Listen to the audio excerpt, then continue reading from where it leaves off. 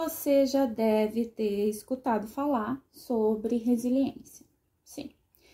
Resiliência é uma palavra adaptada da física que a gente trouxe para a psicologia para nos referirmos às pessoas que têm uma capacidade de se adaptar às mudanças com muita facilidade, com muito mais rapidez. Então, seu nível de resiliência pode estar mais ou menos alto, de acordo com a demanda, com a dificuldade que implica numa mudança. As pessoas resilientes tendem a se adaptar muito facilmente a essas transformações do dia a dia, e isso faz com que elas saiam muito mais rápido do lugar. Essas pessoas possuem um destaque maior em várias áreas da vida, né? Em especial no ambiente de trabalho, né? As pessoas resilientes, elas tendem a remoer menos os problemas, né? Elas tendem a ficar ali no emocional muito menos tempo e por isso elas tendem a mudar muito mais rápido, a achar soluções, a ter mais criatividade, enfim. E existem algumas características dessas pessoas. Uma delas é a flexibilidade. E flexibilidade é uma palavra-chave para as pessoas resilientes. Elas tendem a ser mais flexíveis, o que implica em dizer que as pessoas mais rígidas e inflexíveis tendem a sofrer mais com as mudanças. Eu sou Michele Ribeiro, jornalista e psicóloga, especialista em relacionamentos e comunicação. E é sobre esse tema que eu vou tratar hoje. Fica comigo aqui. Não deixe de se inscrever no canal, curta esse vídeo e vamos ao que interessa.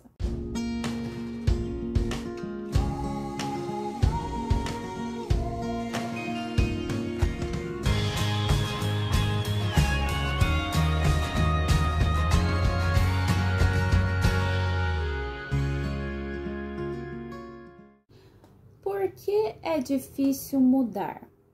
Você já parou para pensar nisso? Algumas vezes pode ter passado essa pergunta pela sua cabeça, principalmente com aqueles assuntos mais difíceis. Sempre vai existir uma dificuldade para mudar, né? A mudança nunca é um processo fácil, principalmente quando se trata de mudança de emprego, mudança de cidade. Você sempre vai passar por uma adaptação e essa adaptação pode ser dolorosa, mais ou menos dolorosa, dependendo de cada caso, né? Uma perda de emprego também implica numa mudança de qualidade de vida, por exemplo. Qualquer mudança vai implicar num luto, né? Da mesma forma que as perdas. Então, qualquer mudança implica em algumas perdas pelas quais você vai passar. Ou seja, é a perda do estado anterior que você estava para um estado novo, que você vai começar um processo de adaptação, certo? Então, qualquer mudança vai implicar numa perda. Então, assim, se eu mudei de estado, de país, de cidade, do que for, eu perdi o meu estado anterior, que era estar numa cidade para ir para uma cidade nova. E eu vou precisar me adaptar a essa nova situação, que eu não conhecia antes. Então, vai ter um luto ali que vai precisar ser vivenciado. Então, se a gente for pensar por esse aspecto, as mudanças podem ser mais ou menos difíceis, dependendo do vínculo que a pessoa tinha com aquela situação anterior que mudou. Então, a dificuldade de mudar, né, de um estado para outro, de uma situação para outra, enfim, tem muito a ver com o apego que a pessoa tinha com aquela situação ou com aquela, enfim, circunstância. Então, tem a ver com isso, tem a ver com o vínculo emocional daquela situação, principalmente. E com outros muitos fatores, como a tal da inflexibilidade.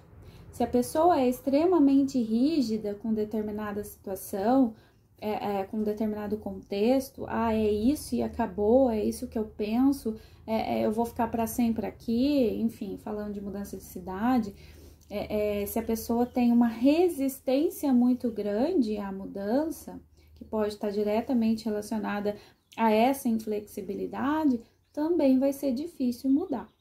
Outro ponto importante que favorece ou não a mudança é a vontade. Sim, se falta vontade, vai ser também mais difícil de mudar. Então, o primeiro passo para uma mudança é a vontade. Só que tem o ônus e o bônus da vontade, né? Porque às vezes a pessoa quer mudar. Vamos falar de mudança de maneira geral, tá? Vamos supor, quero me mudar de cidade.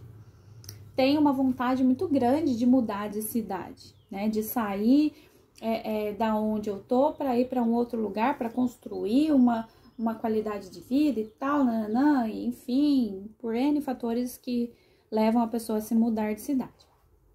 Só que o que acontece? Ela tá focada muito no objetivo a ser alcançado, a qualidade de vida, o bem-estar numa cidade diferente, né? O vislumbre por uma cidade nova, para sair daquele lugar que ela está, porque é um desejo de mudar, né? Só que tem o ônus também. Esse é o bônus, tem o ônus. E aí entra justamente quando a pessoa começa a refletir sobre essa mudança, entra essa dificuldade. Nossa, eu vou ter que enfrentar isso, o processo, entende? A pessoa enxerga mais onde ela quer chegar e não leva em consideração que tem um processo, que é o ônus. Eu vou ter que guardar dinheiro, eu vou ter que trabalhar muito, sei lá. Tem o planejamento para essa mudança que vai dar trabalho. Então, a mudança também está a dificuldade de mudar também está diretamente relacionada a isso. A pessoa enxergar muito mais o bônus lá na frente da mudança do que o ônus, o processo. Então, quando alguém tem essa dificuldade, não é porque ela não quer, não é porque porque falta vontade, mas sim porque ela tem uma dificuldade de encarar alguns desafios no meio do caminho em prol dessa mudança. E é aí que a gente entra no tema da resiliência. Essa vontade, ela pode ser muito forte, muito intensa, mas ela tem dificuldade de lidar com coisas difíceis. Se ela tem dificuldade de lidar com o que é difícil, com o processo, com o ônus, a gente pode dizer que o nível de resiliência dela pode ser baixo, razoavelmente baixo, né? E a resiliência, ela é construída ao longo da vida do ser humano. E começa lá na infância. Então, se a pessoa teve situações na vida dela que foram muito facilitadas, ou seja, os pais foram super protetores, ou os pais deram tudo de bandeja. Eu tô falando dos pais, mas pode ser qualquer pessoa que criou esse ser humano, né? Enfim, se ela teve muitas facilidades na infância, né? Aquele medo, sabe aquele medo dos pais? Eu não quero que meu filho sofra. Então, o filho precisa fazer birra de vez em quando, chorar, espernear e não ter aquilo que ele quer, para ele aprender que na vida adulta lá na frente, nem tudo vai ser simples, vai ser fácil de conseguir. Então, é saber lidar com as frustrações desde a infância. Sabe aquela simples brincadeira que você faz com seu filho? Você tá ali brincando e permite que ele ganhe, sabe? Com facilidade, só para ele ficar feliz? Então, isso também é uma forma de ensinar a pessoa a ter dificuldades de lidar com as mudanças ou com os desafios da vida, né? Porque mudança implica em desafios, por isso que pode ser muito difícil para muita gente. Então, essa baixa tolerância à frustração implica também num baixo nível de resiliência. E é importante a gente entender que isso começa lá na infância, lá no início, nos primórdios da vida dessa pessoa. Então, se a gente entende que a resiliência tem a ver com você voltar ao seu estado normal, então, ou seja, aconteceu uma situação de mudança, uma situação que te machucou, e você demora para voltar no seu estado normal, que é aquela ideia do elástico, né? A ideia da resiliência é bem essa, definida lá na física, que enfim, a física explica melhor isso em relação ao elástico. Você puxa o elástico, solta, ele volta ao seu estado normal, né? Ao seu estado de antes.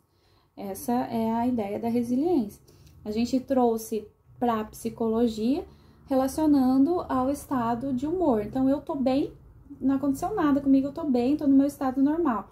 De repente, alguma coisa me desestabiliza. Se eu demoro para voltar ao meu estado normal, meu estado anterior, a tendência significa eu dizer que eu tenho uma baixa resiliência. Então, eu desenvolvo tudo isso na minha infância, no conjunto de experiências do início da minha vida. No entanto, é muito válido e importante eu dizer que o nosso passado não nos determina.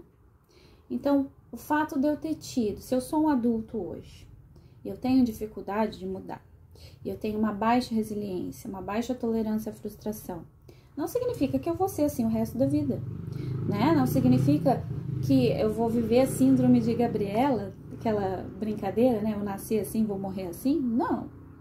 Então, é importante eu entender que qualquer mudança é possível, por mais difícil que possa parecer. Então, é importante eu entender que meu passado não me determina. Sim, exerce influências em cima do que eu sou hoje, mas não me determina. Faz parte de mim, mas não sou eu. Meu passado faz parte de mim, mas não diz quem eu sou. Então, essa informação é importantíssima de eu passar para você. Sabendo disso, é importante eu entender uma frase que eu gosto muito e que eu quero compartilhar também nesse vídeo, principalmente, que é uma frase de Sartre. Não importa o que fizeram de você, importa o que você fez com aquilo que fizeram com você. Então, eu não tenho o controle do que o outro vai fazer, né, de mim, vai fazer comigo, enfim. Mas eu tenho controle de como eu vou reagir, de como eu sou, de como eu vou lidar com aquilo, entende? Quando a gente é criança, então é legal a gente falar da infância. Então, às vezes, enquanto adulto, a gente carrega muitos traços infantis e a gente não atualiza a nossa versão. E é aí que vem essa dificuldade de lidar com as dificuldades da vida, né? A gente quer só o prazer. Quando a gente quer só o que dá prazer e não lida com essas circunstâncias difíceis, é isso que determina, é isso que nos diferencia da criança, né? Nós somos adultos quando a gente consegue lidar com as dificuldades numa boa e com resiliência. Nós ainda somos muito imaturos e crianças quando a gente resiste a essas mudanças. Então, esse é o principal ponto que nos diferencia. Então, é importante a gente entender isso também para entender os caminhos que eu tô trilhando nesse vídeo, que tem tudo a ver com a resiliência e a tolerância à frustração. E a criança tem aquela ideia de que ela quer ter tudo aos seus pés, né? Então, a tendência da criança é o egoísmo. Então, quando a gente vira um adulto, a gente precisa deixar de lado o egoísmo, e pensar que existe uma outra pessoa além de mim. Então, quanto mais a gente vai evoluindo, mais a gente vai entendendo isso. Por isso que é interessante fazer essa associação, né? O nosso nível de resiliência também é proporcional à nossa maturidade. Agora, indo direto ao ponto, de onde vem essa dificuldade para mudar? Já falei que começa lá na infância, já falamos desse ponto. Mas, de uma forma mais objetiva e em passo a passo, eu posso citar alguns pontos interessantes que você pode se identificar e buscar mudar. Um dos motivos que levam a uma pessoa a ter dificuldade para mudar é a negação da existência de um problema ou da necessidade real de mudar. Então, também tem a ver com as fases do luto. Então, se a pessoa nega que existe uma necessidade de mudança, nega que existe um problema, então ela não vai enxergar essa necessidade de mudar, certo? Esse é o primeiro ponto. Um outro ponto interessante da gente pensar é a ausência de um objetivo pessoal claro para executar uma mudança. Então, se aquela mudança já é difícil por si só, porque nem toda mudança vai ser simples de fazer. Algumas mudanças vão ser mais difíceis do que outras e tá tudo certo, isso é natural. Mas se aquela mudança já é difícil de executar, imagine se não existe um objetivo muito claro para a pessoa. Então, eu gosto de associar isso também às mudanças, aos processos dentro de uma empresa. Quando você define um objetivo muito claro para determinada tarefa de um colaborador, a tendência dele se engajar nessa tarefa é muito maior. Então, funciona isso com qualquer área da nossa vida. O ser humano é assim, ele precisa de um objetivo. Se eu não sei por que eu estou fazendo isso e eu não sinto vontade de fazer isso, por que eu vou fazer? Então, precisa estar muito claro para mim o meu objetivo, onde eu quero chegar com isso, onde eu devo chegar, para eu poder, então, me engajar nessa mudança. Tem um outro ponto que é bem interessante da gente falar, que é a tal da postergação. Quando a gente não quer fazer determinada coisa que a gente sabe que tem que fazer, né, e entra a imaturidade junto, que a gente falou antes, a gente tende a postergar. Por quê? Porque a gente tende a postergar tudo que é chato, difícil e complexo, né? Não necessariamente nessa mesma ordem, mas a gente posterga porque, enfim, é isso. E ainda não tem um objetivo, enfim, aí vai longe o negócio, né? E aí, é difícil mudar quando também não há coerência com os nossos valores pessoais. Então, não tem coerência com os nossos valores pessoais. Então, vamos supor, eu tô fazendo uma coisa por obrigação e que não tem nada a ver comigo, com a minha personalidade, com as coisas que eu quero, com as coisas que eu busco para minha vida. A tendência vai ser eu postergar. A tendência vai ser eu deixar por último. Tendência, por exemplo, vamos supor, no trabalho eu tenho que fazer uma planilha. Só que essa planilha é algo que eu acho chato. Já começa por aí.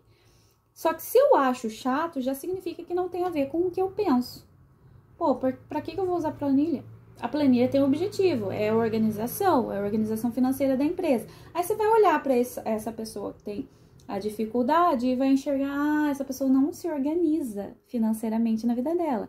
Então, como que ela vai se engajar a fazer esse trabalho? Então, tá incoerente com os valores pessoais dessa pessoa. Aí a mudança fica mais difícil também. E indo nessa linha, a gente tem a tal da desorganização e indisciplina.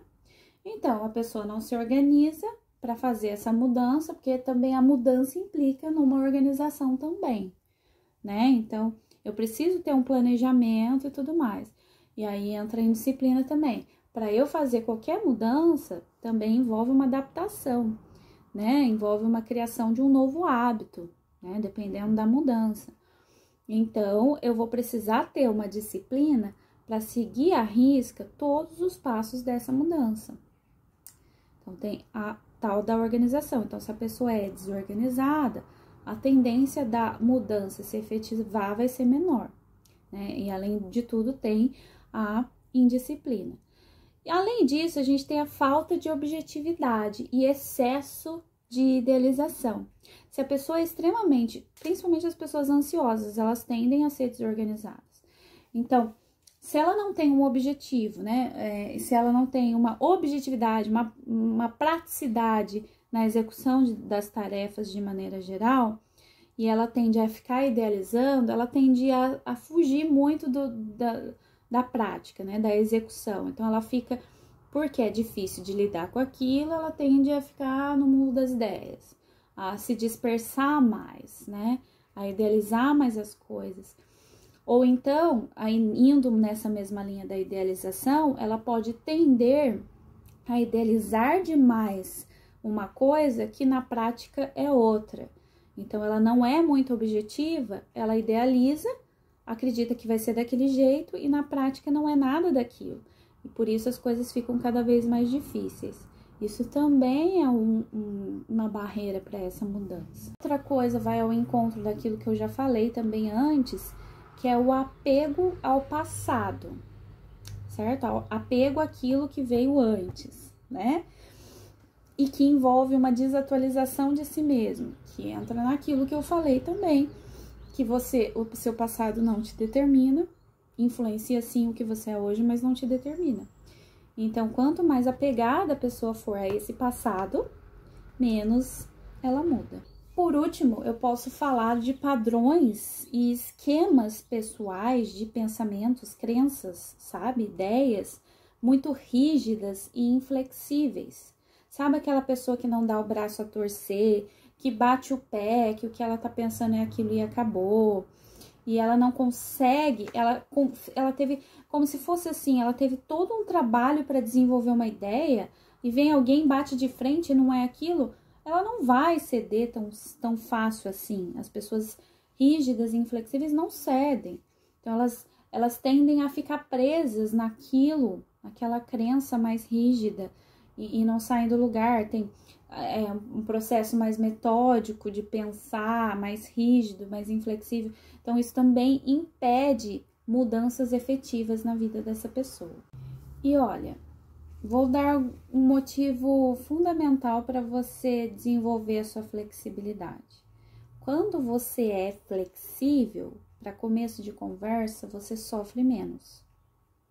Porque assim, aconteceu uma mudança repentina. Você tinha tudo feito, tudo organizado, e de repente explode uma bomba. Quanto mais resistente você ficar, mais inflexível, mais você vai sofrer com aquilo, porque aquilo já não é mais aquilo. Aquilo precisa ser de outro jeito. Esse é o primeiro ponto. O outro ponto é que flexibilidade significa inteligência emocional, que é a mesma coisa. Eu tô falando a mesma coisa. Em outras palavras, é isso. Então, assim, quanto mais eu me adapto às mudanças, eu me flexibilizo nas situações, eu não sou sempre do mesmo jeito, sabe? Eu não sigo sempre a mesma rotina, o mesmo caminho. Eu mudo de caminho, eu me permito ser diferente a cada dia. Quanto mais eu me flexibilizo para as coisas, mais feliz eu sou, mais leve eu sou, menos rígido. Então, assim, e eu consigo me adaptar melhor às mudanças. Aí entra o equilíbrio em relação à resiliência. Consigo me adaptar melhor, eu consigo ter resultados mais rápidos, porque eu não fico perdendo tempo com aquele apego, ai, que saco, tá todo mundo, entendeu? Eu não fico naquele apego, e por isso a flexibilidade, ela tem um papel muito importante na mudança, nos processos de mudança. As pessoas flexíveis, elas reconhecem quando estão erradas, elas não batem o pé. Então, assim, percebi que eu tô errada, eu não vou ficar perdendo tempo ali por... Sabe, isso tem muito orgulho, né? Ah, não vou abrir mão disso. Então, elas entendem que elas erraram e começam a pensar na solução, na resolução daquele problema, sem ficar remoendo ali, ai, fiz errado e tal, enfim. Então, as pessoas flexíveis, elas conseguem ser ágeis nas mudanças. E eu gosto da frase do Charles Darwin, que é bem assim: não é o mais forte que sobrevive nem o mais inteligente, mas o que melhor se adapta às mudanças. Pensa nisso. Como a gente pode ser mais flexível? Primeiro de tudo, compreendendo que a flexibilidade é sinal de maturidade. Maturidade emocional, inteligência emocional. Já é um passo que você dá quando você compreende isso. O segundo passo é você ficar cada vez mais aberto e receptivo às pessoas, de maneira geral, às ideias novas, a coisas diferentes. Outra coisa é você propositalmente promover pequenas mudanças no seu dia a dia. Se você costumava fazer tudo de um jeito, fazer de outro, entende? Se você costuma escrever com a mão direita, escreve com a esquerda, faz pequenas mudanças na sua vida, sabe? Se você é aquela pessoa que faz tudo certinho, faz uma coisa que não é certa durante o dia, um exemplo, entendeu? Tenta quebrar esse excesso de rigidez, de inflexibilidade na sua vida, propositalmente. É um passo para você desenvolver flexibilidade. Outra coisa muito importante é você aceitar que podem existir métodos, formas, maneiras, né? Enfim, vários sinônimos aí, que podem ser melhores que os seus. E tá tudo bem, não tem nada de errado nisso. A gente não tá aqui para competir. Quanto mais competitivo você for, menos você vai evoluir. Então, a gente precisa agregar, trabalhar com a cooperação e não competitividade. A gente vai aprender muito mais, a gente vai se desenvolver muito mais e vai ser mais feliz. E outra questão muito importante, desenvolver a empatia, porque a empatia sempre ajuda. A troca com o outro faz com que eu fique mais aberto, então a empatia também vai ajudar você a ser mais receptivo às ideias diferentes do outro, né? Você compreender que você não é o melhor, né? E fazer terapia. Quando você faz terapia, você chega naqueles pontos lá, naqueles gatilhos emocionais que fazem com que você seja inflexível. A gente trabalha com questões da família, enfim. Então, a terapia ajuda muito nos processos de inflexibilidade. Se você gostou desse vídeo, já deixe seu like, compartilhe, se inscreva no canal e coloque seus comentários também para eu saber o que você está pensando e, de repente, o que a gente poderia trabalhar ou desenvolver melhor aqui no canal. Então, já deixa seu like, compartilhe. E caso você queira se aprofundar mais, eu faço atendimentos clínicos na abordagem cognitiva comportamental online e presencial, atendo casais e também a terapia individual. E é isso. Caso você se interesse, pode entrar em contato comigo. Eu deixei o meu WhatsApp aí para você, enfim, me chamar. E até o próximo vídeo.